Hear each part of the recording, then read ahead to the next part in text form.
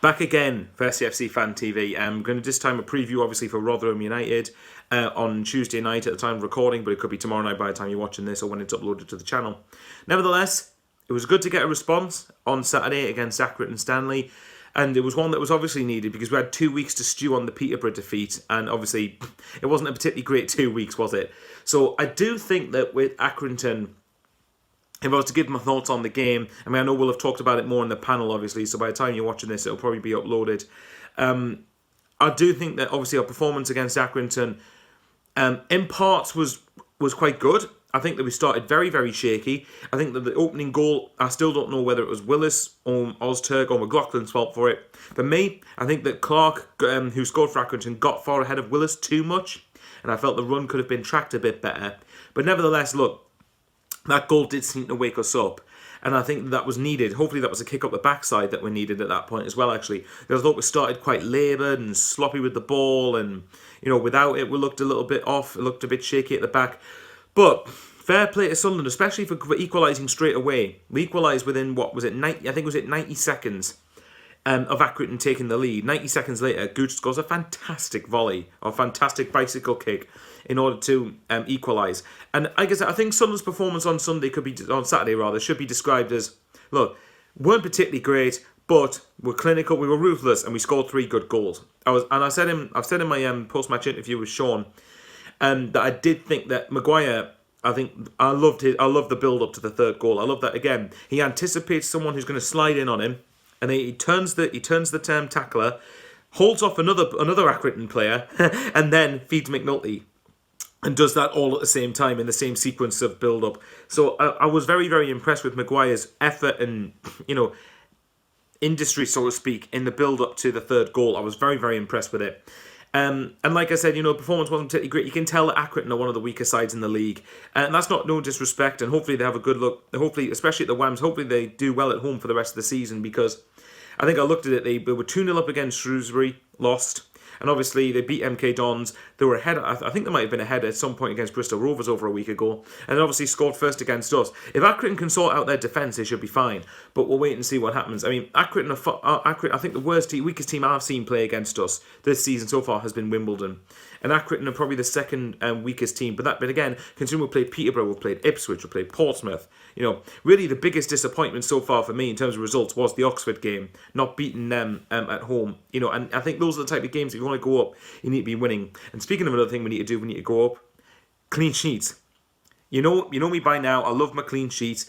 I didn't particularly react when Accrington scored because I wasn't surprised. I said we wouldn't keep a clean sheet because we can't, because at the minute both sides couldn't defend.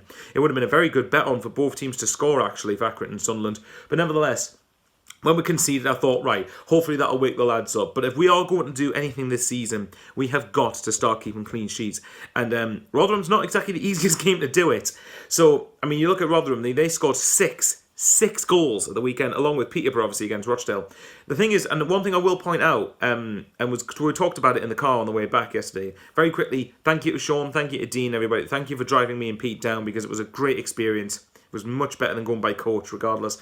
For me, anyway, everyone's got their own different opinions. But I do think that we talked about how Rotherham and Peterborough scored 3 goals by half-time, as had Sunderland. But unlike those two, we didn't push for more goals by the looks of it.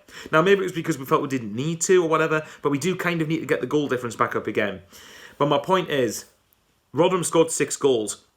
And Freddie Ladapo is one of the main threats for them. They've obviously got quite a few players who are main threats for them. But Freddie Ladapo's just one example off the top of my head, where they signed him from Plymouth in the summer for about 600,000, I think it was. But he was a player that I thought I wanted Sunderland to go for. Now, yeah, you could say, oh, he's been relegated from Plymouth, he hasn't got the quality. I think, well, he has actually got the quality, because last year, he was the reason that Plymouth were in the survival battle until the last day.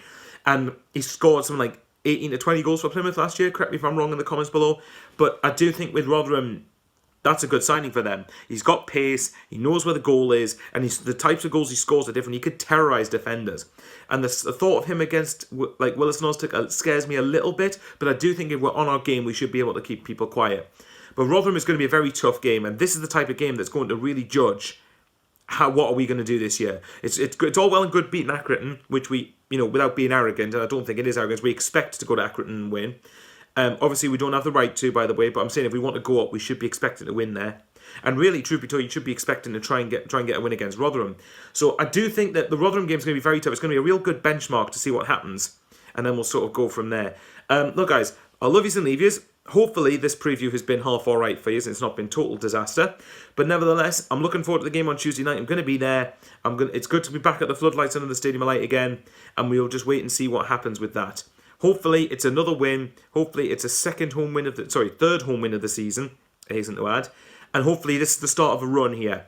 We need to go on a run, and I think Pete mentioned in the car on the way back, we need to start going on a run like what Luton did last year. They went on a run about 8 or 9 games winning run, and they went through some like 20-odd games without losing. We need to start doing that. But instead of drawing majority of games, we need to win a majority of games. We've got the squad to do it. Let's go out and do it, hopefully.